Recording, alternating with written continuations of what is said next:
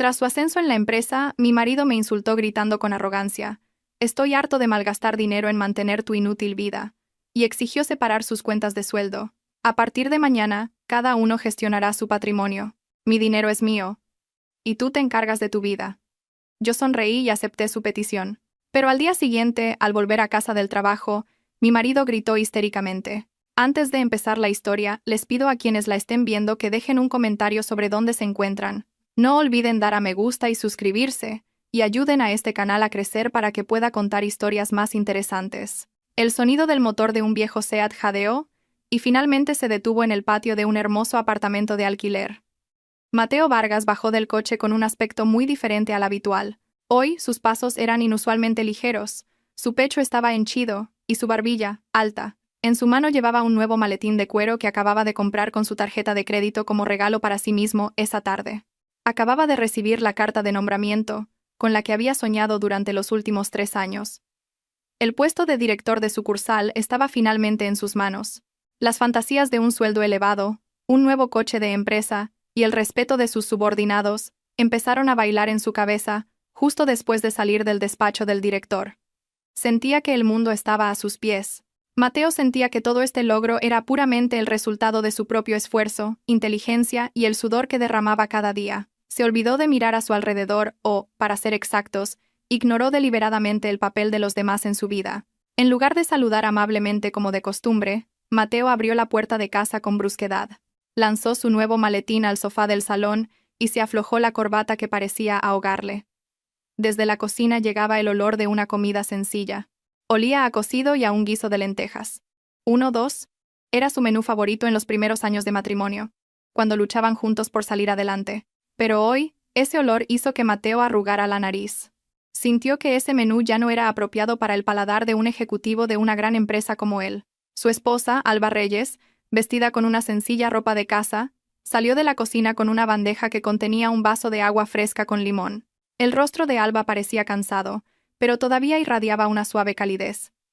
Le recibió con una sonrisa sincera, lista para escuchar las historias del día de su marido. Pero esa sonrisa se desvaneció rápidamente al ver la fría mirada de Mateo.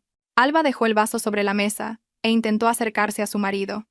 Era una costumbre que siempre había tenido, pero Mateo se apartó bruscamente, como si el contacto de su esposa fuera algo sucio. Alba se quedó paralizada, sorprendida, con la mano suspendida en el aire. Miró a los ojos de su marido, buscando un rastro de la calidez que solía haber allí, pero lo único que encontró fue un destello de arrogancia desconocida. Mateo recorrió a su esposa con una mirada despectiva de la cabeza a los pies. A los ojos de Mateo ahora, Alba no era más que una simple ama de casa que no ganaba dinero, que solo consumía el sueldo de su marido y que no contribuía en nada al éxito de su carrera.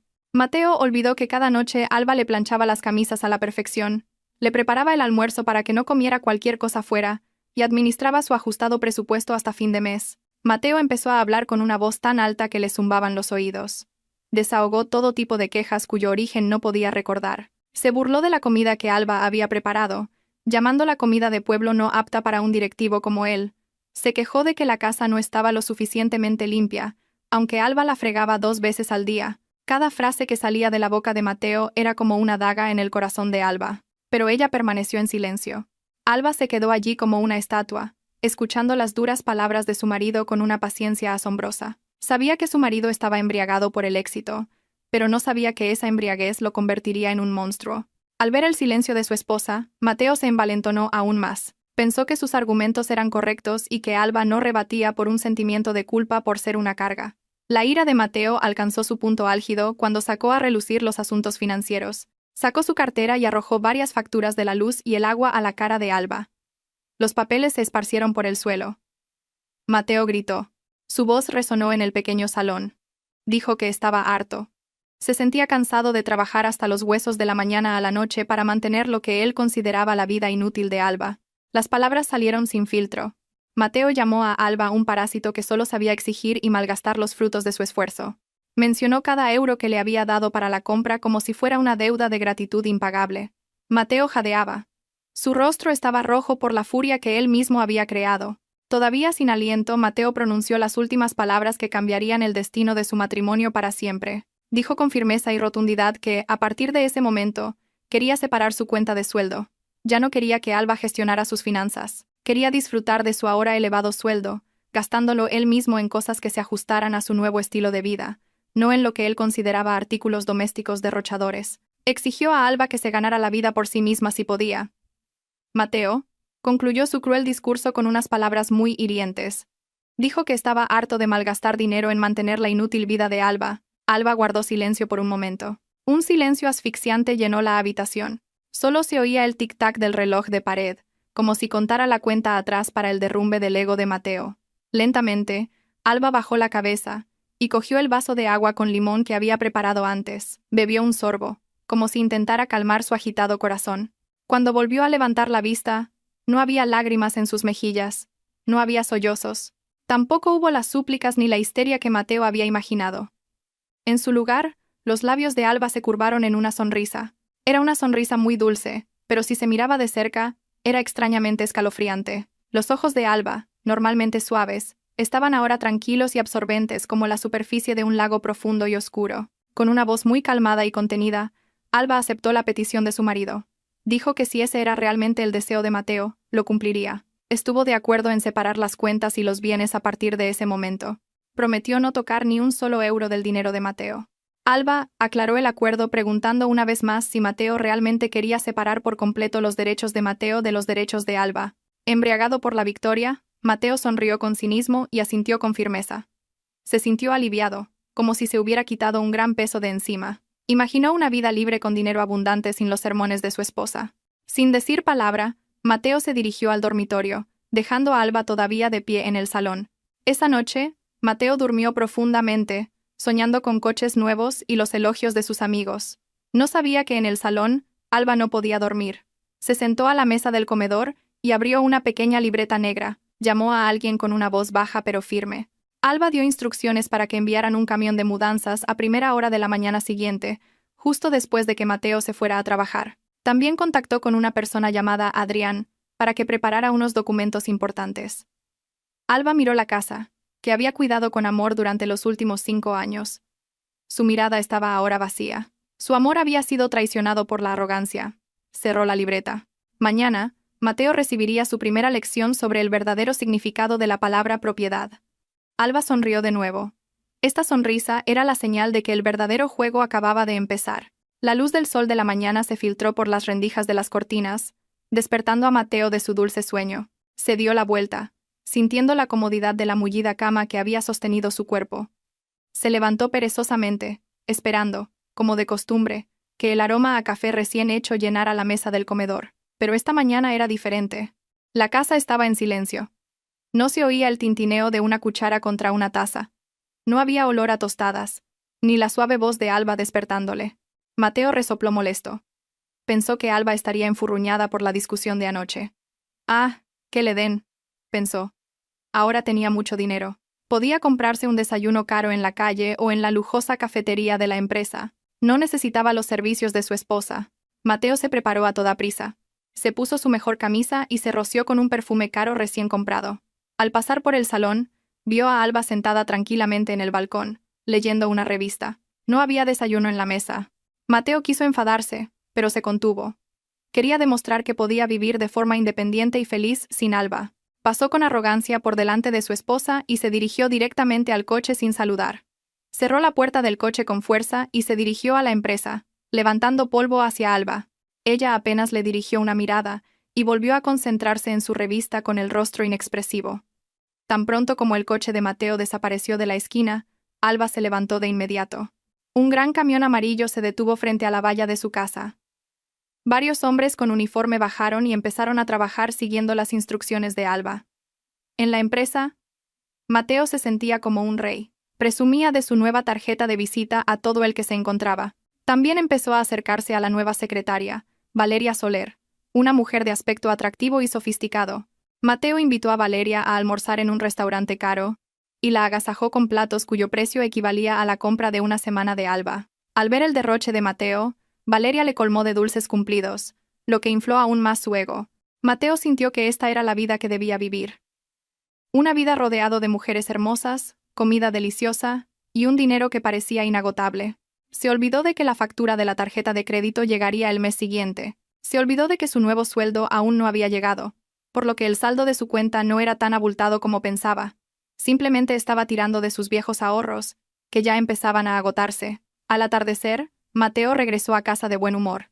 Se imaginó relajándose en el mullido sofá mientras veía un partido de fútbol en el televisor de pantalla plana de 60 pulgadas del salón. Incluso pensó en restregarle a Alba el recibo del caro almuerzo, mostrándole que podía comer cosas deliciosas sin ella. Su coche entró en el patio de la casa. El ambiente en la casa era oscuro. A pesar de que empezaba a atardecer, la luz del porche no estaba encendida. Mateo refunfuñó para sus adentros, culpando a Alba por su pereza para encender las luces. Bajó del coche, y buscando a tientas las llaves en el bolsillo, se dirigió a la puerta principal. Cuando la puerta se abrió, Mateo sintió que algo iba mal. El eco de sus pasos resonó en las paredes de la casa. Buscó a tientas el interruptor y lo pulsó. La luz fluorescente llenó la habitación, y en ese mismo instante, Mateo gritó histéricamente. Sus ojos se abrieron como si fueran a salirse de sus órbitas. El maletín que llevaba en la mano cayó al suelo con un golpe sordo. El espectáculo que se extendía ante sus ojos era realmente increíble. El salón estaba vacío. Completamente vacío. El mullido sofá de cuero importado. La elegante mesa de cristal. La gruesa alfombra de pelo. La vitrina con cristalería. Los cuadros de las paredes. E incluso las lujosas cortinas de las ventanas. Todo había desaparecido. No quedaba nada, salvo una fina capa de polvo que marcaba el lugar donde antes habían estado esos objetos. Mateo, presa del pánico, corrió hacia el dormitorio principal. Vacío. Su preciado televisor de gran tamaño, el sistema de cine en casa, la mesa de comedor de madera, el frigorífico de 2 puertas, el purificador de agua, el microondas, todo había desaparecido. La cocina estaba impecable, sin fogones, ni platos, ni siquiera una sola cuchara. Mateo parecía un loco. Corrió al dormitorio principal. La cómoda cama king size también había desaparecido. No había el gran armario donde guardaba su ropa. Lo único que quedaba en medio de la habitación era un viejo y delgado edredón de algodón que usaba en sus tiempos de estudiante. Estaba simplemente tirado en el frío suelo de baldosas. Un montón de sus trajes yacía desordenado sobre ese edredón. Mateo gritó el nombre de Alba. Su voz estaba llena de rabia y terror. Pensó que unos ladrones habían entrado en la casa y la habían desvalijado por completo. Salió corriendo de la casa y encontró a Alba sentada tranquilamente en una barata silla de plástico en el porche. Era la única silla que quedaba. Alba bebía un té caliente en un vaso de plástico. Su rostro estaba sereno, en contraste con el de Mateo, que estaba pálido y sudaba frío. Mateo le gritó a Alba, preguntándole a dónde habían ido todas sus cosas. La acusó de ser descuidada y de permitir que unos ladrones saquearan la casa mientras él estaba trabajando. La insultó llamándola una esposa estúpida incapaz de proteger sus bienes. Alba dejó lentamente el vaso de plástico. Se levantó y miró a Mateo directamente a los ojos. Con un tono relajado pero agudo, Alba le explicó lo que había sucedido. Le recordó a Mateo el acuerdo de la noche anterior. Mateo había exigido una separación de bienes, diciendo que su dinero era suyo, y que Alba debía valerse por sí misma. Alba le dijo que todos los muebles que habían desaparecido, desde el sofá hasta el televisor, el frigorífico y la cama, eran cosas que ella había comprado con sus ahorros personales y la herencia de su difunto padre. Alba tenía todos los recibos de compra a su nombre. Como Mateo había exigido una separación clara, Alba dijo que se había mudado con todas sus pertenencias. Mateo se quedó petrificado, con la boca abierta. Hizo memoria y su corazón se hundió al darse cuenta de que las palabras de su esposa eran ciertas. Su sueldo apenas había sido suficiente para cubrir la letra del coche y sus gastos personales. Mientras tanto, los enseres domésticos habían sido comprados poco a poco y en silencio por Alba para hacer de su casa un lugar cómodo. Alba señaló el viejo edredón de algodón en la habitación. Dijo que ese edredón era lo único que se había comprado con el dinero de Mateo hacía 5 años. Por lo tanto, ese era el único bien de Mateo en esa casa. Alba también le informó de que había alquilado un apartamento para ella, y que sus cosas ya habían sido trasladadas allí. Alba cogió su bolso y se dirigió a la puerta, donde ya la esperaba un taxi. Antes de subir al coche, Alba se dio la vuelta y miró a Mateo, que seguía paralizado en el porche de la casa oscura y vacía. Alba le deseó buenas noches y le dijo que disfrutara durmiendo sobre su patrimonio. Mateo no podía moverse. Solo pudo ver cómo su esposa se alejaba. Esa noche, dentro de la casa grande pero vacía y resonante, Mateo se sentó de rodillas sobre su delgado edredón. Tenía hambre pero no había cocina para cocinar, y en su cartera no había dinero en efectivo porque se lo había gastado todo en agasajar a Valeria. En un silencio doloroso, por primera vez, la arrogancia de Mateo empezó a resquebrajarse, y en su lugar se instaló una soledad abrumadora. Esa mañana, Mateo se despertó con un dolor punzante en la espalda. El delgado edredón de sus tiempos universitarios había perdido su elasticidad hacía mucho tiempo, y su cuerpo, después de pasar una noche en el frío suelo de baldosas, estaba dolorido como si fuera a romperse. Parpadeó, esperando que la vista de la habitación vacía fuera solo una pesadilla, pero la realidad le golpeó sin piedad. El techo alto sin ninguna decoración de araña, las paredes desnudas sin un solo cuadro, y la ausencia del gran armario, le hicieron darse cuenta de que los acontecimientos de la tarde anterior eran reales. Alba se había ido de verdad y se había llevado todo lo de la casa. Mateo intentó levantarse, ignorando el hambre que le roía el estómago por no haber cenado anoche. Se tambaleó hasta el baño, pensando en asearse antes de ir a trabajar. Abrió el grifo del lavabo, esperando que el agua fría le aclarara la confusión de su mente. Pero no salió agua. El grifo emitió un silbido por un momento, y luego se quedó completamente en silencio. Mateo frunció el ceño y probó a abrir el grifo de la ducha. El resultado fue el mismo. Pensó que quizás había un problema con las tuberías en el complejo de apartamentos. Molesto, pulsó el interruptor de la luz del baño. La habitación estaba un poco oscura. No había luz. La bombilla no se encendió. Mateo empezó a entrar en pánico. Salió corriendo de la habitación y corrió hacia el interruptor general del salón para intentar encender la luz del salón. Estaba oscuro. El ventilador de techo tampoco se movió. La electricidad de la casa se había cortado por completo. El calor bochornoso empezó a agobiarle, sumado a una sensación de pánico que se extendía hasta lo más profundo de su pecho. Inmediatamente sacó su teléfono móvil y con manos temblorosas buscó los números de atención al cliente de la compañía eléctrica y de la empresa de aguas. Sonaron varios tonos antes de que se oyera la voz de un operador. Mateo, con la voz aguda por la emoción, descargó su ira, preguntando por qué le habían cortado la luz de su casa sin previo aviso. Se presentó como un ejecutivo de una gran empresa, ocupado y sin tiempo para preocuparse por asuntos tan triviales. Pero la respuesta del operador al otro lado del teléfono dejó a Mateo sin palabras. El operador le explicó con calma que el suministro eléctrico había sido interrumpido debido a 3 meses consecutivos de facturas impagadas. Mateo abrió los ojos de par en par. Hasta ahora, siempre le había dado a Alba el dinero para los gastos del hogar, y pensaba que ese dinero incluía todas las facturas de servicios públicos. Resultó que el dinero que le daba era muy insuficiente, y era Alba quien había estado cubriendo el déficit de las facturas de la luz y el agua con su propio dinero, sin una sola queja o notificación. Mateo colgó el teléfono sin fuerzas. A continuación, llamó a la compañía de aguas, y la respuesta fue la misma. La factura del agua también llevaba 3 meses sin pagarse. Para volver a tener luz y agua hoy mismo, tenía que pagar todas las facturas atrasadas, los recargos por demora y los gastos de reconexión. La suma no era pequeña. Mateo comprobó el saldo de su cuenta bancaria móvil. Tragó saliva al ver el número que aparecía en la pantalla. Ayer acababa de comprar un caro maletín de cuero y de invitar a Valeria a un almuerzo de lujo, por lo que su dinero se había agotado. Su nuevo y elevado sueldo no llegaría hasta finales de este mes. Con el corazón encogido y las manos temblorosas, Mateo transfirió los ahorros que le quedaban para pagar esas facturas. Tenía que ducharse y plancharse la ropa para ir a trabajar. No podía ir a la empresa con un aspecto maloliente y arrugado. Antes de que Mateo pudiera suspirar de alivio tras pagar las facturas, se oyeron unos fuertes golpes en la puerta principal. Mateo se acercó tambaleándose y abrió la puerta. Allí estaba un hombre de mediana edad, bajo y robusto, con una expresión sombría. Era el señor Morales, el propietario del apartamento de alquiler donde vivían. Mateo sonrió torpemente e intentó saludar al señor Morales con amabilidad forzada. Pero el señor Morales no le devolvió la sonrisa. Le exigió de inmediato el pago del saldo del alquiler anual, que vencía ese mismo día. Mateo frunció el ceño. Recordaba claramente haber apartado siempre el dinero para pagar el alquiler.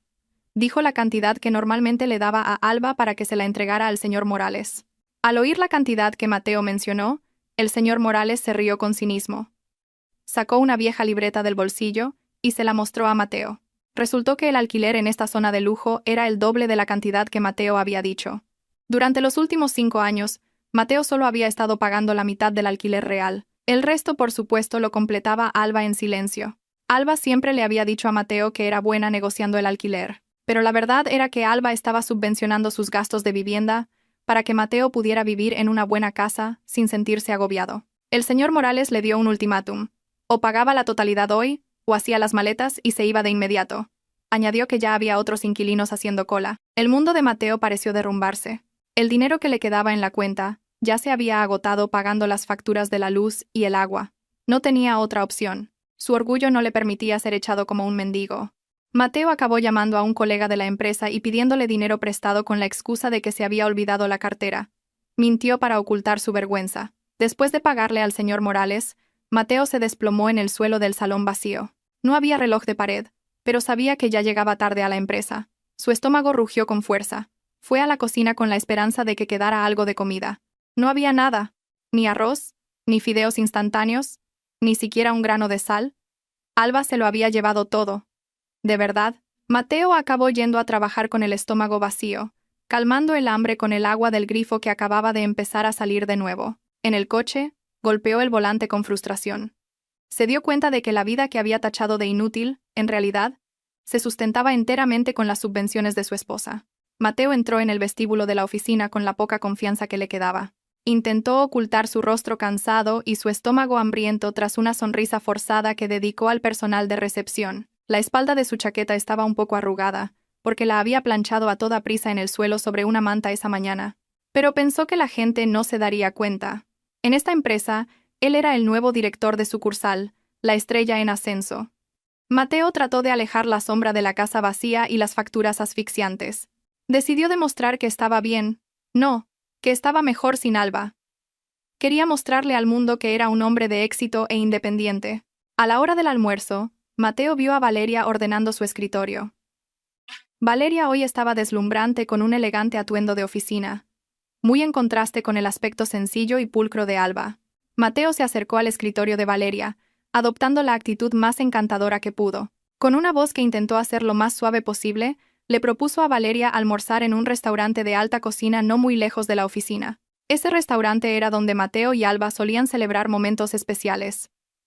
Mateo lo eligió en parte para presumir, y en parte para demostrarse a sí mismo que todavía podía permitirse lujos. Valeria, que siempre había sido aficionada al estilo de vida de la clase alta, aceptó la propuesta con entusiasmo. Sus ojos brillaban como si hubiera visto una mina de oro andante. Llegaron al restaurante. El camarero le saludó cortésmente, llamándole por su nombre, ya que Mateo era un cliente habitual. Mateo se sintió orgulloso. Miró de reojo a Valeria, que parecía impresionada por el servicio VIP que recibieron. Se sentaron en una mesa junto a la ventana con una hermosa vista de la ciudad. Valeria no dudó en pedir los platos más caros del menú. Un filete importado de primera calidad, un aperitivo de marisco y un zumo de frutas tropicales que costaba lo mismo que lo que Mateo gastaría en 3 días comiendo en un bar de tapas. Mateo simplemente sonrió y asintió. Por dentro, empezó a hacer cálculos con nerviosismo, pero trató de mantener la compostura, recordando que el límite de su tarjeta de crédito aún era suficiente. Quería que Valeria le viera como un hombre generoso y estable, no como un marido abandonado por su mujer y en bancarrota. Durante todo el almuerzo, Mateo no dejó de fanfarronear sobre los grandes proyectos que iba a dirigir y sus planes de vacaciones en el extranjero a final de año. Valeria le escuchaba con ojos de adoración, alabando de vez en cuando la inteligencia y el éxito de Mateo. Esos cumplidos eran como agua fresca en medio del desierto para el herido ego de Mateo. Se sintió como un verdadero hombre delante de Valeria. Mateo se olvidó por un momento de que no tenía una cama decente en su casa y de que le debía dinero a un colega de la empresa. En ese momento, solo existía la ilusión de que él era el rey del mundo. La comida era deliciosa y la risa de Valeria sonaba como música en sus oídos. Llegó el momento más tenso. La hora de pagar. El camarero trajo la cuenta cerrada. Mateo la abrió ligeramente. La cantidad era enorme, pero aún así mantuvo una expresión serena. Con un gesto elegante que ya había practicado, sacó su tarjeta de crédito platino de la cartera y la colocó en la pequeña bandeja. El camarero hizo una educada reverencia y se la llevó. Mateo continuó su conversación con Valeria, hablando de lo derrochadora que era su exmujer. Era una mentira que se había inventado para encubrir su propio sentimiento de culpa. Valeria fingió compasión y dijo que Mateo merecía estar con una mujer que entendiera mejor su estilo de vida. Pasaron 5 minutos. El camarero regresó. Su rostro parecía un poco incómodo. Le susurró en voz baja a Mateo, diciéndole que la tarjeta no podía ser utilizada. Es decir, había superado el límite. Mateo se sorprendió, pero trató de mantener la compostura. Se rió entre dientes y le dijo a Valeria que probablemente había un problema con el sistema del banco. Sacó una segunda tarjeta de crédito, una tarjeta de reserva que apenas usaba. El camarero se la llevó de nuevo. Mateo empezó a sudar frío. Sus piernas bajo la mesa se movían nerviosamente. Valeria empezó a mirarle con extrañeza. Su sonrisa se desvaneció un poco. Poco después, el camarero volvió. Esta vez acompañado por el gerente del restaurante. El gerente, que conocía a Mateo, habló con educación pero lo suficientemente alto como para que Valeria también lo oyera. Explicó que ambas tarjetas habían sido rechazadas por el sistema. Mateo empezó a sentirse avergonzado y enfadado. Estuvo a punto de maldecir, diciendo que el sistema del restaurante estaba estropeado, pero el gerente le interrumpió con calma. Le explicó que hasta ahora, la tarjeta de crédito de Mateo había sido una tarjeta suplementaria, es decir, una tarjeta familiar vinculada a la cuenta principal de la señora Alba Reyes. Esa mañana, el banco les había confirmado que la titular de la tarjeta principal, la señora Alba Reyes, había bloqueado el acceso a todas las tarjetas suplementarias y había cancelado la domiciliación de pagos en ese restaurante. El rostro de Mateo se puso rojo como un tomate. Se sintió como si le hubieran abofeteado en público. Contuvo una oleada de vergüenza hirviente. Se giró hacia Valeria, esperando encontrar apoyo, pero la expresión de Valeria había cambiado por completo. La mirada de adoración había desaparecido y había sido sustituida por una de desprecio y desdén. Valeria resopló molesta, dándose cuenta de que el hombre que tenía delante, en realidad no tenía capacidad financiera. Sin decir palabra, Valeria abrió su bolso, pagó su parte de la comida en efectivo y se levantó. Dijo bruscamente que le había surgido un asunto urgente y que tenía que volver a la oficina de inmediato. Valeria se fue así, dejando a Mateo sin mirar atrás. Mateo se quedó solo en esa mesa, convertido en el espectáculo de los demás camareros y clientes. No tenía suficiente dinero en efectivo para pagar el resto de la cuenta. Con su orgullo hecho añicos, Mateo tuvo que dejar como fianza su único objeto de lujo que le quedaba, un reloj caro, en el mostrador. Salió del restaurante con paso vacilante. La luz del día de esa jornada era inusualmente fuerte y le quemaba la piel, pero su corazón se sentía helado. Acababa de darse cuenta de que el lujo del que había disfrutado hasta ahora, desde la tarjeta de crédito hasta el trato VIP en el restaurante, eran todas comodidades proporcionadas por Alba. Sin Alba, era alguien que no podía ni pagar su propio almuerzo. Su máscara de lujo se había resquebrajado, y su frágil verdadero yo había quedado al descubierto. Los días de Mateo estaban ahora llenos de una ansiedad asfixiante. El lujoso apartamento de alquiler, que antes se sentía cálido y confortable, se había convertido ahora en una cueva vacía, fría y desolada. Al no haber muebles, el más mínimo sonido rebotaba en las paredes, creando un eco de soledad que le partía el alma. Tras el humillante incidente en el restaurante, Mateo, al volver a casa, solo pudo cenar pan de molde sin mermelada. Se sentó con las piernas cruzadas en el duro suelo del salón, lamentando su suerte mientras miraba la pantalla vacía de su teléfono móvil. No había ningún mensaje de Valeria. Realmente había desaparecido después de saber que la tarjeta de crédito de Mateo había sido rechazada.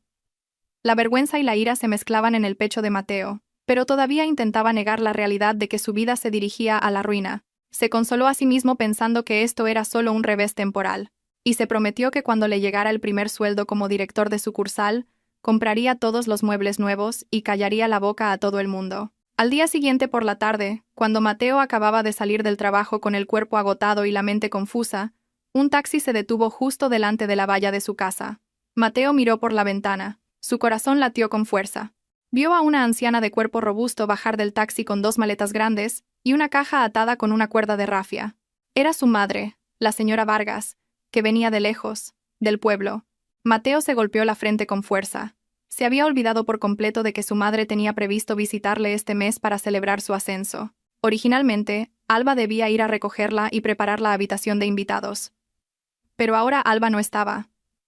Mateo estaba a punto de volverse loco. ¿Cómo iba a explicarle el estado de esta casa vacía a su madre, que era quejica y exigente? Mateo salió corriendo, con una sonrisa forzada en el rostro. Cogió la mano de su madre y la besó. Intentó parecer un hijo devoto. La señora Vargas empezó a acribillarle a preguntas. Le preguntó por qué nadie había ido a recogerla a la estación, por qué no conseguía contactar con el teléfono de Mateo y por qué la casa estaba tan silenciosa. Mateo se excusó diciendo que había estado ocupado en reuniones y que la batería de su móvil se había agotado. Pagó el taxi de su madre con el último dinero en efectivo que le quedaba en la cartera y llevó su equipaje dentro de la casa. En el momento en que la señora Vargas entró en el salón, sus pasos se detuvieron de repente. Sus ojos recorrieron la habitación con una mirada mezcla de confusión y horror. Abrió la boca de par en par al ver el suelo desnudo sin alfombra, las paredes sin adornos y la ausencia del mullido sofá en el que solía sentarse cada vez que venía de visita. La señora Vargas gritó asustada, preguntando qué le había pasado a la casa de su hijo. Dio por sentado que la casa acababa de ser asaltada. Mateo, que ya tenía una mentira preparada en su cabeza, respondió nervioso. Dijo que estaban remodelando el interior de la casa. Mintió diciendo que él y Alba querían cambiar el ambiente por un estilo minimalista moderno, por lo que habían vendido todos los muebles viejos y estaban esperando muebles nuevos importados del extranjero. La señora Vargas tenía una expresión escéptica, pero como quería mucho a su hijo, intentó creer esa razón. Miró a su alrededor buscando un sitio donde sentarse, pero no había ni una sola silla. Finalmente, refunfuñando, la señora Vargas se sentó en el suelo, quejándose de que le dolía la espalda después de un largo viaje. Preguntó, ¿dónde está Alba? ¿Por qué esa nuera mía no me recibe con una bebida fresca y unos aperitivos? Mateo se excusó diciendo que Alba había tenido que ir a casa de sus padres por un asunto urgente. Al oír el nombre de Alba, el rostro de la señora Vargas se endureció al instante. Empezó a criticar a su nuera. La señora Vargas dijo que Alba era una esposa que no conocía su lugar. ¿Cómo se atrevía a irse por ahí cuando su suegra venía de visita? No paró de despotricar sobre lo desgraciado que era Mateo por tener una esposa como Alba, que no servía bien a su marido. Mateo se limitó a escuchar. Le dolía el corazón. En el pasado, habría asentido con la cabeza y estado de acuerdo con las palabras de su madre, pero ahora, en esta casa vacía, sus palabras sonaban como una ironía que le abofeteaba. Antes, era siempre Alba quien preparaba la habitación de invitados con sábanas perfumadas, cocinaba los platos favoritos de la señora Vargas y le masajeaba las piernas a su madre sin que se lo pidieran. Ahora no había agua fresca, ni comida, ni una cama mullida para su madre. El conflicto se agravó cuando la señora Vargas empezó a exigir su asignación mensual. Dijo en voz alta que la transferencia de Mateo de este mes aún no había llegado a su cuenta. Dijo que necesitaba ese dinero para reparar el tejado de su casa en el pueblo y para comprarse joyas nuevas para ir a una fiesta. Mateo frunció el ceño. Tenía configurada una transferencia automática de 700 euros al mes a su madre, y estaba seguro de que esa transferencia se había realizado sin problemas. Le dijo a su madre que le había enviado el dinero como de costumbre. Pero la señora Vargas se enfadó aún más. Tiró su bolso al suelo y gritó que Mateo se había vuelto tacaño después de su ascenso. La señora Vargas dijo que normalmente recibía 2.800 euros al mes, no 700. Acusó a Mateo de recortar la asignación de sus padres para satisfacer el estilo de vida de su esposa. Mateo se quedó boquiabierto de asombro. Juró por Dios que, en 5 años de trabajo, solo había enviado 700 euros al mes desde su cuenta de sueldo. Nunca había enviado 2.800 euros. La señora Vargas se mantuvo firme. Incluso le mostró su cartilla bancaria. Allí constaban ingresos mensuales de 2.800 euros con la descripción de mi querido hijo. Mateo le arrebató la cartilla y la examinó detenidamente. La fecha de la transferencia coincidía con el día de cobro de Mateo, pero la cantidad era significativamente diferente. Mateo se sintió mareado. Intentó comprender lo que había pasado. Poco a poco, la verdad empezó a revelarse en su mente. Durante todo este tiempo, era Alba quien, sin que Mateo lo supiera, había añadido 2.100 euros más a la cuenta de su madre cada mes. Alba enviaba su propio dinero, pero lo hacía a nombre de Mateo, para que éste pareciera un hijo muy exitoso y devoto a los ojos de su madre. Alba había estado cubriendo el déficit del dinero que Mateo daba para que la dignidad de su marido se mantuviera intacta. Mateo se desplomó en el suelo. Sintió que le fallaban las piernas. Se dio cuenta de lo grande que era el sacrificio de Alba que él había estado despreciando. Su esposa nunca había pedido elogios, nunca había presumido de que la mayor parte del dinero enviado a su suegra era suyo. Alba dejó que Mateo recibiera todos los elogios y oraciones de su madre. Mientras tanto, Alba aceptaba ser insultada y considerada una nuera inútil.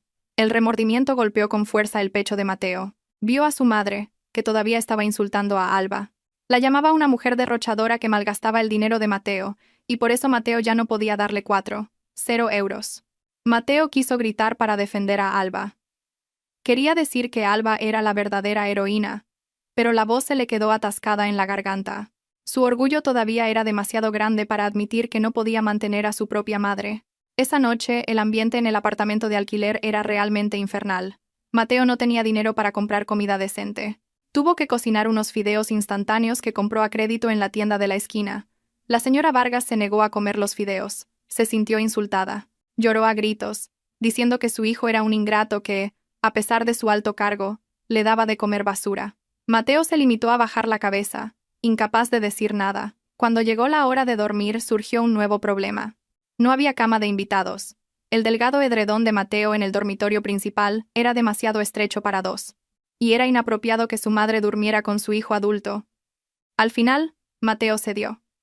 Le dio a su madre su delgado edredón.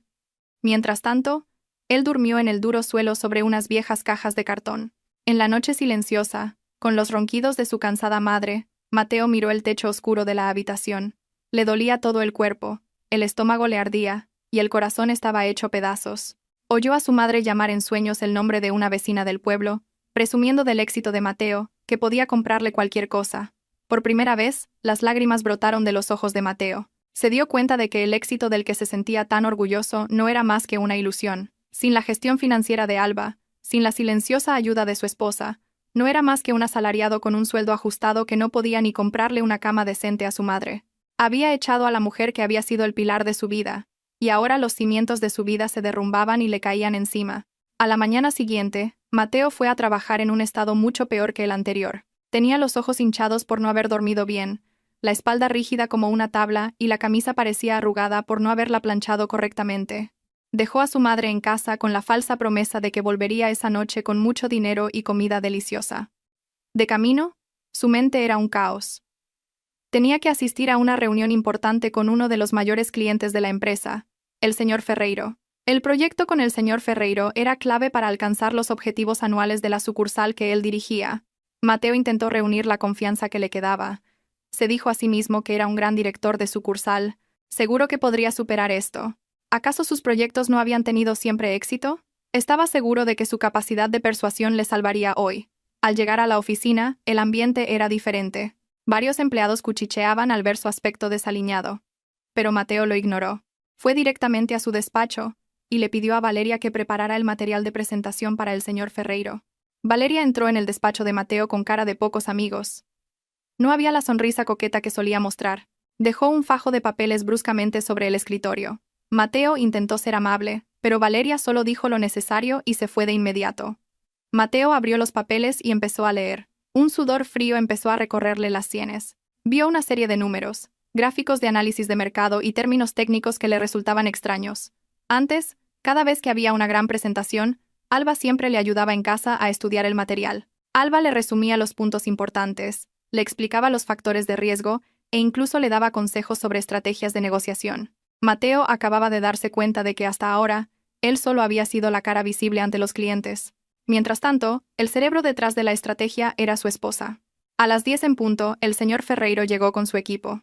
El hombre de mediana edad emanaba un fuerte aura de autoridad. Se sentaron en la fría sala de reuniones. Mateo se puso de pie al frente, intentando presentar la propuesta de colaboración para la renovación del contrato.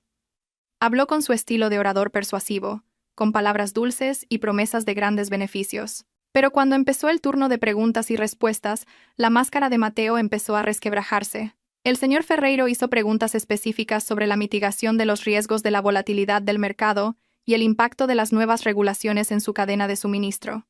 Mateo se quedó en silencio. No sabía la respuesta. Intentó responder dando rodeos con frases vacías y normativas. El señor Ferreiro frunció el ceño, insatisfecho con las respuestas superficiales.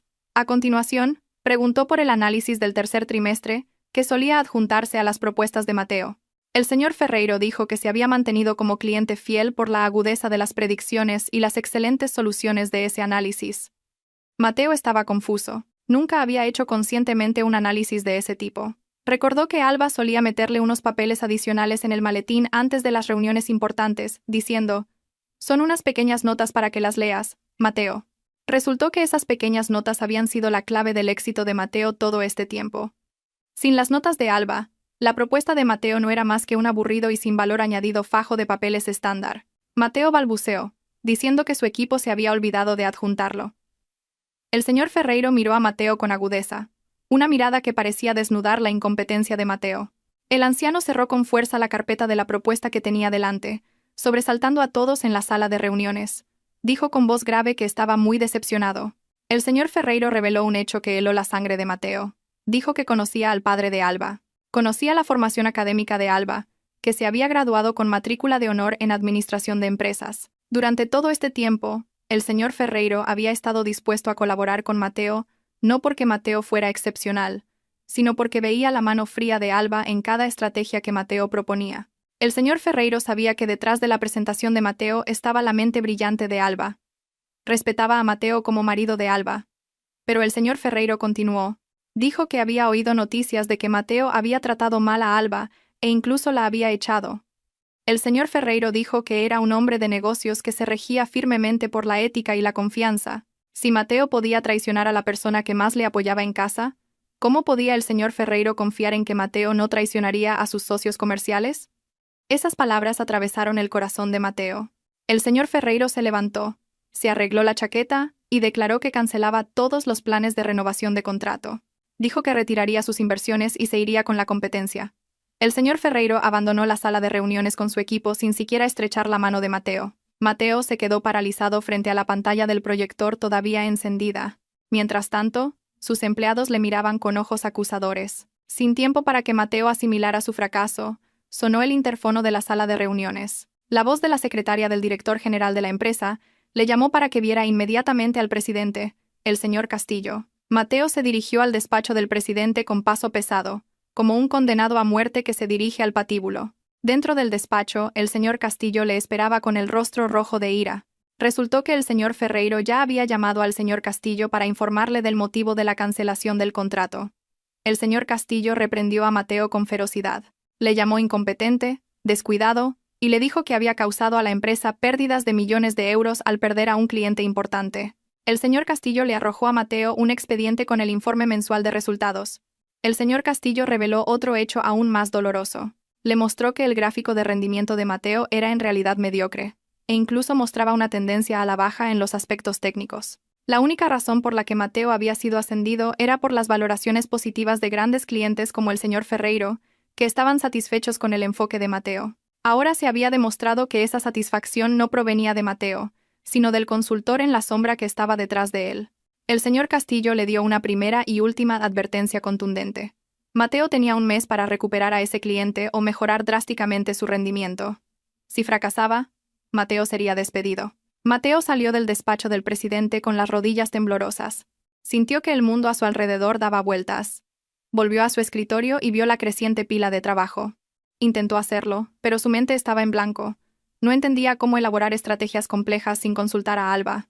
Pensó en llamar a Alba, en convencerla de que le ayudara una vez más por el bien de su carrera, pero el número de Alba ya no estaba operativo. Mateo miró hacia el escritorio de Valeria, esperando encontrar algo de consuelo, pero vio a Valeria hablando por teléfono con alguien en voz baja y riendo. Cuando sus miradas se cruzaron, Valeria apartó rápidamente la vista. Mateo no lo sabía. Valeria estaba hablando con la competencia. Estaba filtrando información sobre el fracaso de Mateo en retener a un gran cliente. Valeria se estaba preparando para saltar del barco que se hundía de Mateo, preparando un bote salvavidas para ella. Esa tarde, Mateo se sentó solo en su cubículo cuando las luces de la oficina empezaron a apagarse. Se dio cuenta de que sin Alba, no era nada. Su carrera, construida sobre la arrogancia, ahora se derrumbaba y empezaba a caerle sobre la cabeza. La presión de la vida apretaba cada vez más el cuello de Mateo. La voz de su madre, quejándose constantemente en la casa vacía y resonante, era como un terror mental interminable. La señora Vargas comparaba sin cesar su situación actual con la cómoda vida que llevaba antes en el pueblo. Exigía que le comprara una cama nueva, un televisor nuevo y comida decente, como si Mateo tuviera un árbol del dinero en el patio trasero. Cada vez que Mateo intentaba explicarle que tenía dificultades económicas, su madre estallaba en cólera, acusándole de ocultar dinero para una nueva esposa u otra mujer. La verdad es que, lejos de tener otra mujer, Mateo tenía que estrujarse el cerebro para poder pagarse su propia comida. Su primer sueldo como director de sucursal aún no había llegado, y el saldo del dinero que le había prestado un colega de la empresa se estaba agotando. En esa desesperación, una idea astuta empezó a crecer en la mente de Mateo. Una idea alimentada por los susurros de su madre, que se sentía agraviada. Con una lógica simple impulsada por la codicia, la señora Vargas le sugirió a Mateo que presentara una demanda de divorcio contra Alba y exigiera la división de bienes. Según la señora Vargas, durante los 5 años de matrimonio, Todos los bienes que había en esa casa, incluidos los lujosos muebles que Alba se había llevado, eran bienes gananciales. No importaba quién los hubiera comprado. En un matrimonio, eran de ambos. La señora Vargas convenció a Mateo de que tenía derecho a la mitad del valor de esos bienes. Eso incluía los muchos ahorros de Alba, de los que solo había oído rumores. Ciego. Mateo aceptó la idea de inmediato. Sintió que esta era una salida instantánea a su pobreza. Imaginó que si podía conseguir la mitad de los bienes de Alba, podría pagar sus deudas, comprar muebles nuevos para su madre y volver a vivir lujosamente sin pensar. Y con el último dinero que le quedaba, Mateo contrató a un abogado barato que vio en un anuncio en la calle para que se encargara de la demanda de divorcio y la reclamación de bienes. Llegó el día de la mediación. Mateo se puso su mejor traje, que ahora parecía un poco gastado porque tenía que lavarlo a mano. Intentó parecer seguro de sí mismo, hinchando el pecho al entrar en el edificio del juzgado de familia. En su mente, ya había construido una narrativa en la que él era el marido maltratado, un hombre abandonado por su esposa, que se había fugado con todo lo de la casa. Ignorando las miradas compasivas de la gente a su alrededor, se sentó en la sala de espera con una postura arrogante y las piernas cruzadas. Poco después, llegó Alba. La aparición de Alba dejó a Mateo sin aliento. Se veía mucho más radiante que cuando estaba con él. Alba llevaba un traje elegante pero sencillo. Su rostro estaba luminoso y sereno. No estaba sola. A su lado caminaba un hombre de complexión robusta, con un rostro firme pero educado. Era el amigo de la infancia de Alba, y ahora un famoso abogado de la capital, Adrián Torres. La presencia de Adrián intimidó un poco a Mateo, pero su codicia volvió a encender su espíritu de lucha. Dentro de la sala de mediación, el ambiente era tenso y frío. Mateo, a través de su abogado torpe y mal preparado, transmitió apasionadamente sus exigencias. Exigió la división de bienes, que incluía el valor de todos los enseres domésticos que Alba se había llevado, la mitad del saldo de la cuenta de ahorros de Alba, y la propiedad del coche que Mateo usaba para trabajar. Mateo argumentó que, como cabeza de familia, había contribuido a la acumulación de esos bienes, aunque técnicamente los hubiera comprado Alba. Mateo incluso afirmó descaradamente que la fianza del lujoso apartamento de alquiler donde vivían debía calcularse como un bien ganancial que Alba debía compensarle, ya que ella simplemente se había ido. Se sentía en ventaja y estaba seguro de que el juez mediador se pondría de su parte. Alba escuchó todas esas exigencias con una expresión impasible. Se sentó en silencio con las manos juntas sobre las rodillas. De vez en cuando miraba de reojo a Adrián, que parecía relajado. Cuando llegó el turno de hablar de la parte de Alba, Adrián abrió su maletín y sacó una gruesa carpeta azul. Con un gesto lento y digno, Adrián colocó la carpeta sobre la mesa. Adrián empezó a hablar con una voz de barítono clara y firme, refutando una por una las afirmaciones de Mateo con pruebas escritas irrefutables. Adrián explicó hechos legales que hicieron que el rostro de Mateo palideciera lentamente. Primero, sobre la casa en la que vivían. Adrián mostró los certificados de propiedad y el contrato de alquiler. La lujosa casa no era una vivienda de alquiler de propiedad privada, sino un activo inmobiliario propiedad del grupo empresarial de la familia de Alba, el Grupo Soldevila. Durante los últimos 5 años, el estatus de Mateo allí no era más que el de un inquilino subvencionado. Aún más sorprendente fue que Adrián mostró un registro de atrasos en el pago del alquiler. Resultó que el alquiler según el contrato original era mucho más alto de lo que Mateo había pagado. La diferencia había sido cubierta por Alba como una ayuda de esposa, pero como Mateo había exigido un cálculo profesional de los bienes, esa subvención se consideró nula. Legalmente, Mateo ahora tenía una deuda de alquiler atrasado con la empresa familiar de Alba que ascendía a cientos de miles de euros, ya que solo había pagado una fracción de su obligación real durante los últimos 5 años. Mateo abrió los ojos de par en par. Un sudor frío le recorrió la espalda. No terminó ahí. Adrián pasó al tema del coche. El coche sedán del que Mateo se sentía tan orgulloso y consideraba un símbolo de éxito, no estaba a nombre de Mateo ni de Alba a título personal. El coche era un activo de la oficina de una de las filiales de la empresa familiar de Alba, que le había sido prestado a Mateo por recomendación de Alba.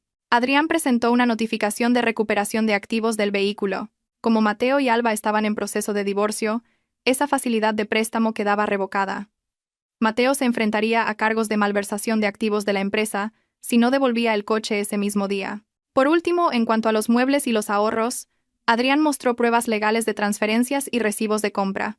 Todo el dinero utilizado para comprar los muebles provenía de la cuenta personal de Alba, que era herencia y dividendos de acciones familiares, que según la ley y el derecho civil, son bienes propios de la esposa, y no pueden ser objeto de una demanda de división de bienes. Más bien al contrario, Adrián mostró un resumen de los gastos del hogar. Durante el matrimonio, Mateo nunca había proporcionado una manutención adecuada para su nivel de vida. Por lo tanto, era Alba quien cubría las necesidades básicas. Si Mateo insistía en hacer cálculos, Alba le contrademandaría la devolución de 5 años de manutención impagada. La sala de mediación quedó en silencio en un instante. Mateo sintió que el suelo se abría bajo sus pies. Su exigencia de obtener dinero se había convertido en la amenaza de una enorme deuda que no podría pagar en toda su vida. El abogado barato que Mateo había contratado se quedó sin palabras, revolviendo sus papeles sin saber qué defender. Mateo miró a Alba, esperando encontrar algo de compasión en los ojos de la mujer que una vez amó. Pero la mirada de Alba estaba vacía, como si estuviera viendo a un extraño sin importancia. Alba finalmente abrió la boca con una voz baja pero aguda. Dijo que estaba dispuesta a perdonarle toda esa deuda de alquiler y la manutención impagada, con una sola condición. Mateo debía firmar el acuerdo de divorcio ahora mismo sin ninguna exigencia de bienes, y desaparecer de la vida de Alba para siempre. Mateo temblaba violentamente. La mano que sostenía el bolígrafo le resbalaba por el sudor. No tenía otra opción. Si seguía exigiendo, se arruinaría por completo. Y podría ir a la cárcel por deudas civiles. Con su orgullo hecho añicos, Mateo firmó esos papeles de divorcio. Renunció a todos sus derechos. Salió del edificio del juzgado con paso vacilante, sin coche, sin dinero y sin esperanza. Fuera del edificio, el sol brillaba con fuerza.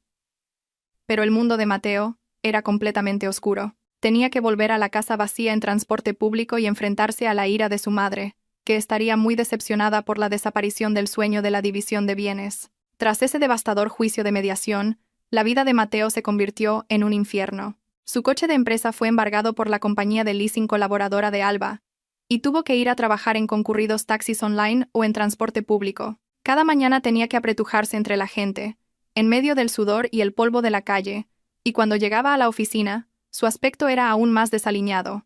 En casa, la señora Vargas empeoró. Después de saber que Mateo había fracasado en la división de bienes y que, además, había perdido el coche, su madre le insultaba a diario llamándole un hijo estúpido e inútil. Esta presión mental hizo que el rendimiento laboral de Mateo en la empresa cayera en picado, no podía concentrarse en el trabajo. A menudo estaba distraído, y cometía errores triviales y fatales. En medio de ese caos, Valeria volvió a acercarse, pero esta vez no fue con la tentación del romance, sino con el susurro de una serpiente venenosa. Valeria, de hecho, conocía la situación de Mateo, pero aprovechó su desesperación con su propio plan malvado. Una tarde, mientras Mateo se rompía la cabeza con las facturas de la tarjeta de crédito vencidas y las amenazas de los cobradores de deudas, Valeria entró en su despacho, con un fajo de facturas de proveedores. Valeria cerró la puerta de la oficina, se sentó en el borde del escritorio de Mateo y le miró con una mirada significativa. Valeria dijo que sabía que Mateo necesitaba dinero rápido. Le sugirió una solución que, según ella, era comúnmente utilizada por los ejecutivos anteriores. Valeria presentó una factura de pago para un proveedor de impresión y material de oficina. Explicó el plan con destreza. Solo tenían que inflar el precio en esa factura. Valeria confesó que tenía un conocido en el proveedor que podía colaborar en la creación de recibos falsos. La diferencia de precio se la repartirían entre los dos. Valeria aseguró a Mateo que esto era muy seguro, y que se hacía de forma rutinaria. Dijo que nadie investigaría con tanto detalle porque la cantidad no era muy llamativa. Solo unas decenas de miles de euros, una cifra pequeña para la empresa, pero una gran suma para el bolsillo personal de Mateo en ese momento. Mateo dudó al principio. Una pequeña voz en su interior le gritaba que se negara, porque sabía que era un acto de corrupción. Un delito. Pero el rostro enfadado de su madre, el timbre del teléfono de los cobradores de deudas que le acosaban a cada hora, y el hambre que empezaba a ser familiar en su estómago, paralizaron su lógica sana. Mateo miró a Valeria en busca de confirmación. Valeria sonrió dulcemente. Una sonrisa que prometía una falsa seguridad. Finalmente, con la mano temblorosa, Mateo firmó esa orden de pago falsa. Se sintió como si estuviera vendiendo su alma al diablo por un puñado de dinero.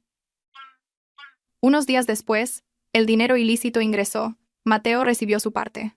Por un momento, sintió que podía respirar. Pagó parte de la deuda de su tarjeta de crédito y le compró a su madre comida deliciosa. La señora Vargas dejó de estar enfadada por un tiempo. Mateo sintió que había salido de un aprieto, pero no se dio cuenta de que acababa de entrar en una trampa mortal. Pasaron 2 semanas tranquilas. hasta una mañana nublada. Cuando Mateo acababa de llegar a la oficina, sintió un ambiente diferente. El ambiente de la oficina era asfixiantemente silencioso. Los empleados estaban sentados rígidamente en sus escritorios. Nadie se atrevía a hablar. Valeria no estaba en su sitio. El corazón de Mateo latió con fuerza. Un mal presentimiento le invadió. De repente, la puerta del despacho del señor Castillo se abrió. El presidente de la empresa salió con el rostro enrojecido, seguido de unas personas desconocidas vestidas de traje que llevaban ordenadores portátiles y fajos de papeles. El señor Castillo gritó el nombre de Mateo con una voz atronadora que resonó en toda la sala. Le ordenó que entrara inmediatamente en la sala de reuniones principal. Mateo caminó con paso pesado, como si llevara zapatos de plomo. Cuando entró en la sala de reuniones, vio que Valeria ya estaba allí sentada, llorando con la cabeza profundamente inclinada. Al final de la mesa estaba sentado un equipo de auditores externos, contratados especialmente por la sede central para realizar una auditoría de emergencia, tras recibir una denuncia de fraude financiero. Mateo miró al jefe del equipo de auditoría, que estaba sentado de espaldas en una silla giratoria. Cuando la silla giró lentamente, el mundo de Mateo pareció detenerse. La persona que ocupaba el puesto de jefe del equipo de auditoría era Alba. Sí, Alba, su exmujer divorciada, la mujer que él había considerado inútil. Alba apareció ahora con una autoridad increíblemente intimidante. Llevaba un blazer negro formal. Sus ojos miraron a Mateo con agudeza, sin un ápice de vacilación. Resultó que, tras el divorcio, Alba había vuelto al mundo profesional, y gracias a su excelente reputación anterior, había sido contratada de inmediato por una prestigiosa firma de auditoría, y su primer cliente fue la empresa donde trabajaba Mateo. No era una coincidencia. Era el karma funcionando con precisión. Alba no sonrió. No hubo un saludo amistoso. Era una profesional pura preparando una ejecución. Alba abrió el expediente que tenía delante. Con una voz tranquila y analítica, explicó las conclusiones de su equipo. Presentó las pruebas de la malversación de fondos que Mateo había cometido, desde la manipulación del presupuesto de gastos de viaje falsos, hasta las pruebas de la reciente inflación de precios en la adquisición de bienes que Mateo había cometido con Valeria. Los datos que Alba presentó eran muy detallados, completos con rastros digitales, registros de aprobación y el flujo de fondos que entraba en la cuenta personal de Mateo.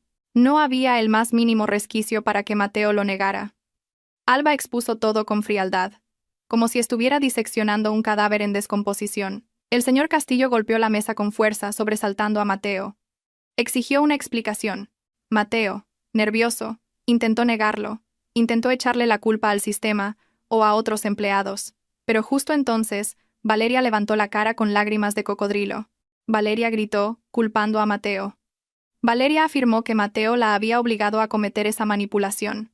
Valeria dijo que, como subordinada, no tenía fuerzas para negarse a las órdenes de su jefe, y que Mateo la había amenazado con despedirla si no seguía su voluntad. Valeria tergiversó los hechos con astucia, convirtiéndose en una víctima y presentando a Mateo como el cerebro de todo. Mateo se quedó boquiabierto, incrédulo. La mujer que creía su aliada le había apuñalado directamente en el corazón. Alba observó el drama con una mirada impasible.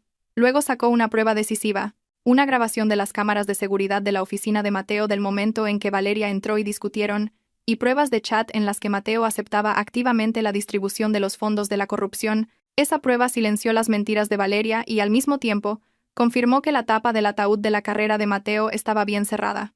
El señor Castillo, ya harto, despidió a Mateo en el acto con deshonor. También declaró que la empresa llevaría el caso a los tribunales si Mateo no devolvía todo el dinero malversado en 24 horas. También se añadió una multa por las pérdidas de la empresa. Mateo se deslizó de su silla y cayó de rodillas al suelo. Suplicó perdón al señor Castillo. Incluso se acercó a Alba, llamando a su exmujer con una voz quebrada y llena de arrepentimiento, con la esperanza de que quedara algo de amor que pudiera salvarle. «Alba, por favor, ayúdame». Estaba loco, gimió. Pero Alba se levantó, recogió sus papeles y miró a Mateo desde arriba. «Estoy aquí como auditora independiente, señor Vargas. No como su esposa. El tiempo de la compasión terminó cuando usted firmó los papeles del divorcio». Alba se dio la vuelta y salió de la habitación con los miembros de su equipo, dejando a Mateo completamente destrozado y llorando en el frío suelo de la sala de reuniones. Mateo salió del lujoso edificio de oficinas con paso vacilante, como si llevara el peso del mundo sobre sus hombros. En su mano solo había una pequeña caja de cartón con sus efectos personales, una grapadora, una foto suya y una taza de café agrietada. El guardia de seguridad, que normalmente era educado con él, ahora le miraba con sospecha, asegurándose de que Mateo no se llevara ningún activo de la empresa. La fuerte luz del mediodía le quemaba la piel, pero Mateo sentía un frío que le calaba hasta los huesos. Lo había perdido todo en un instante. El cargo, el orgullo y el futuro de su carrera habían sido destrozados por la mano de la mujer a la que una vez llamó inútil. El señor Castillo le había dado un ultimátum contundente. Si no devolvía el dinero de la empresa en 24 horas, se pudriría en la cárcel. Esa amenaza resonaba terriblemente en sus oídos, ahogando el ruidoso claxon de la calle. En un pánico extremo, Mateo hizo lo único que se le ocurrió para evitar la cárcel. Vendió todas sus posesiones restantes. Su reloj caro fue vendido a un comerciante de segunda mano por una miseria porque necesitaba dinero rápido. Su ordenador portátil personal, su último smartphone, e incluso los zapatos de cuero de marca que llevaba puestos, fueron vendidos en un mercado de electrónica de segunda mano. Incluso canceló el pequeño saldo de su plan de pensiones. Apenas consiguió reunir el dinero para cubrir las pérdidas principales de la empresa y evitar así cargos penales. Aunque eso significara que ahora estaba realmente en la indigencia. No le quedaba ni un céntimo para pagar el alquiler del apartamento. Y mucho menos para comprar la cena. Mateo regresó al apartamento vacío con el rostro desaliñado y los ojos enrojecidos. Allí le esperaba la señora Vargas con una expresión feroz. La noticia del despido de Mateo se había extendido rápidamente, llegando a oídos de los vecinos, que cuchichearon hasta que finalmente llegó a oídos de su madre. La señora Vargas recibió a Mateo con una explosión de ira inmediata. No le preguntó a su hijo cómo se sentía. No le dio un abrazo de consuelo. Lo que salió de su boca fueron solo insultos sobre lo vergonzoso que era tener un hijo despedido por corrupción y que no había logrado hacerse rico. La señora Vargas se sintió engañada. Sus sueños de vivir cómodamente en su vejez se habían hecho añicos. Para la señora Vargas, un hijo sin dinero era una inversión fallida. Sin perder tiempo, la señora Vargas arrastró sus grandes maletas al salón. Declaró que volvería al pueblo ese mismo día. No tenía intención de vivir pasando penurias con Mateo en la ciudad. No podía soportar la humillación de ser el chismorreo de los vecinos del apartamento. Mateo se postró a los pies de su madre, suplicándole que se quedara y le ayudara a superar este difícil momento. Mateo dijo que todavía podía levantarse, que encontraría otro trabajo, pero la señora Vargas apartó bruscamente la mano de su hijo. Dijo con frialdad que solo volvería cuando Mateo volviera a tener éxito. La señora Vargas se fue de esa casa en un mototaxi, dejando a Mateo llorando solo en el frío suelo sin muebles. Fue el golpe definitivo que destrozó lo que quedaba de su espíritu. Al día siguiente, la pesadilla de Mateo continuó. El propietario vino y le echó a la fuerza cuando Mateo no pudo pagar el alquiler del mes siguiente. Mateo vagó por las calles con una bolsa de ropa a la espalda. Buscó trabajo por todas partes. Envió cientos de correos electrónicos de solicitud a empresas, desde grandes corporaciones hasta pequeñas startups, pero su reputación ya estaba arruinada. Su nombre estaba en la lista negra de la Asociación de Recursos Humanos del sector como un empleado que había cometido fraude. Ninguna empresa quiso aceptarle. Ni siquiera recibió una oferta de entrevista. La puerta de su carrera profesional estaba firmemente cerrada por sus propios errores. Desesperado, Mateo rebajó sus expectativas. Intentó ser repartidor o conductor sustituto, pero acababa de darse cuenta de que no tenía vehículo para conducir. El coche de empresa había sido embargado y no tenía moto.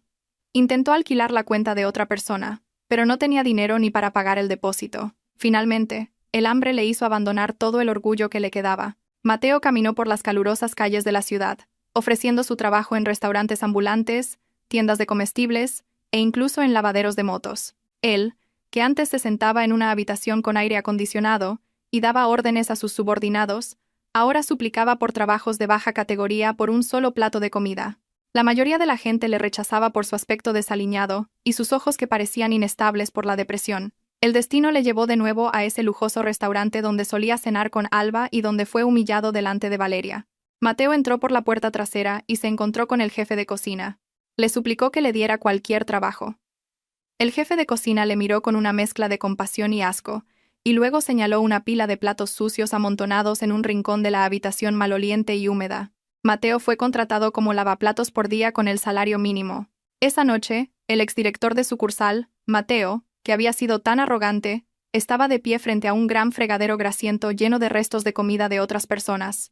Sus suaves manos, que antes sostenían bolígrafos caros, estaban ahora sumergidas en agua jabonosa áspera, volviéndose ásperas y arrugadas. El olor a pescado de los restos de comida se impregnó en su ropa, le picó la nariz y le dio ganas de vomitar.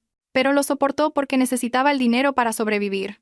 Mientras frotaba la mugre de una olla grande, los ojos de Mateo se fijaron en un pequeño televisor colgado en un rincón de la cocina para el entretenimiento de los cocineros. En la pantalla del televisor se emitían las noticias de negocios nacionales. El corazón de Mateo pareció detenerse. En esa pantalla aparecía el rostro de Alba. Su exmujer se veía muy elegante y digna mientras era entrevistada como una de las empresarias más influyentes del año. Alba hablaba de la importancia de la integridad, el trabajo duro y la gestión honesta. Debajo de la pantalla, junto al nombre de Alba, figuraba su nuevo cargo, propietaria de una emergente firma de auditoría y consultoría de negocios. Mateo miró esa pantalla con los ojos llorosos, sus manos todavía agarrando una sucia esponja grasienta. La diferencia en sus destinos era como el cielo y la tierra. En el punto más bajo de su vida, entre el olor a basura de la cocina y el sonido de los platos sucios, Mateo finalmente admitió la dolorosa verdad. Alba era el diamante que él había tirado a la cuneta, y él no era más que un guijarro que se había considerado precioso. El arrepentimiento llegó demasiado tarde, muy tarde, y le oprimió el pecho asfixiantemente en medio del vapor caliente de la cocina del restaurante. Pasaron 2 años desde esa noche en la cocina del restaurante. La rueda de la vida siguió girando, pero para Mateo, esa rueda parecía haberse detenido en el fondo. Su rostro parecía ahora 10 años mayor que su edad real. Su piel estaba quemada por el sol, su pelo desaliñado y canoso, y su cuerpo, demacrado. Mateo trabajaba ahora como aparcacoches ilegal en el lujoso distrito de negocios del centro de la ciudad. Cada día tenía que gritar para ordenar los vehículos, inhalar los gases de escape, y pelearse por el territorio con los matones del barrio por unas pocas monedas. Dormía bajo el alero de una tienda o, si tenía suerte, en un puesto de vigilancia. Su mente se había vuelto insensible. Su orgullo había sido enterrado hacía mucho tiempo junto con su glorioso pasado. Esta noche llovía a cántaros, lavando la ciudad sin piedad. Las gotas de lluvia, empujadas por el fuerte viento, parecían agujas que le picaban la piel. Mateo, vestido solo con un fino chubasquero de plástico naranja roto por todas partes, estaba de pie temblando frente al vestíbulo de un lujoso centro de convenciones. Dentro se celebraba un gran evento, la gran inauguración de la nueva sucursal de una empresa multinacional. Coches de lujo llegaban uno tras otro, dejando a invitados perfumados y elegantemente vestidos. La tarea de Mateo era sostener un paraguas desde la puerta del coche hasta el vestíbulo para que los invitados no se mojaran su cara ropa. Con la esperanza de recibir unos cuantos billetes por la compasión de los ricos, un reluciente sedán negro se detuvo justo delante del vestíbulo.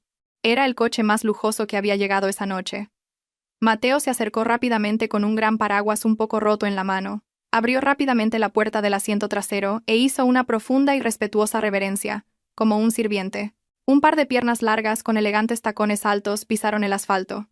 Mateo le cubrió inmediatamente con el paraguas, intentando proteger a la mujer que bajaba del coche para que la lluvia no le salpicara. La mujer se irguió y se arregló su hermoso vestido.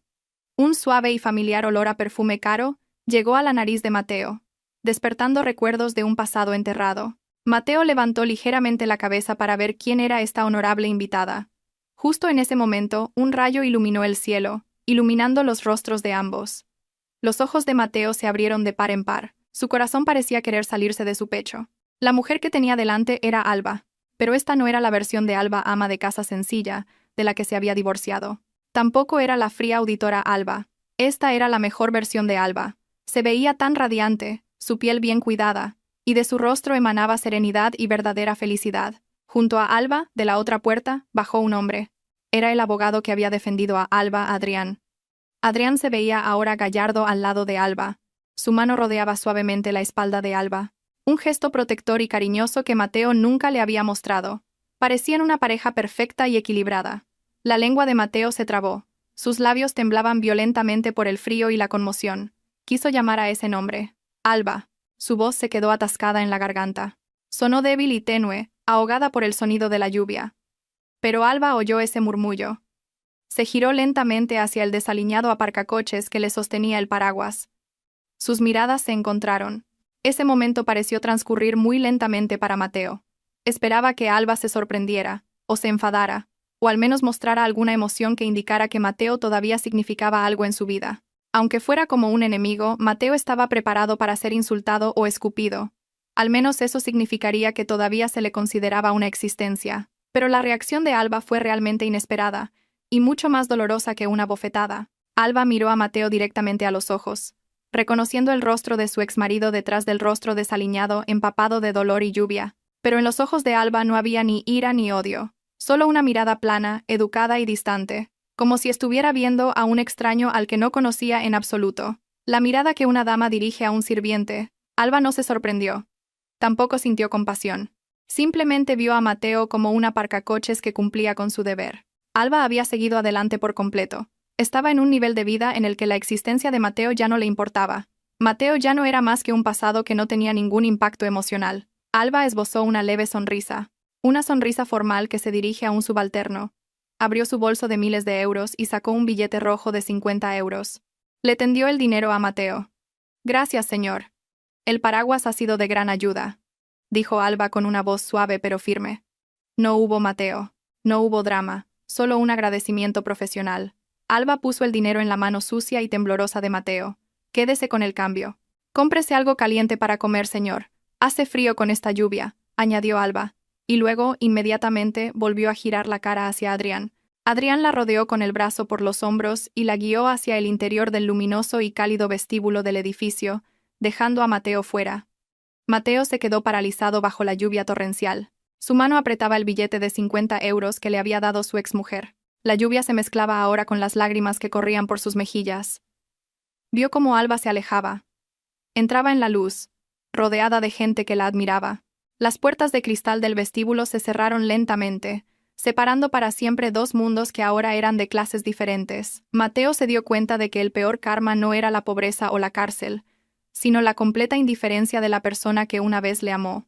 Para Alba, Mateo ya era una persona muerta. Mateo se quedó mirando fijamente el edificio, arrugando el dinero en su mano, dándose cuenta de que este billete era lo único que le quedaba de la mujer a la que una vez había dedicado toda su vida. Bajo la lluvia cada vez más intensa, Mateo finalmente se derrumbó, llorando en un arrepentimiento eterno, convirtiéndose en un espectador invisible del éxito de la mujer a la que una vez había despreciado.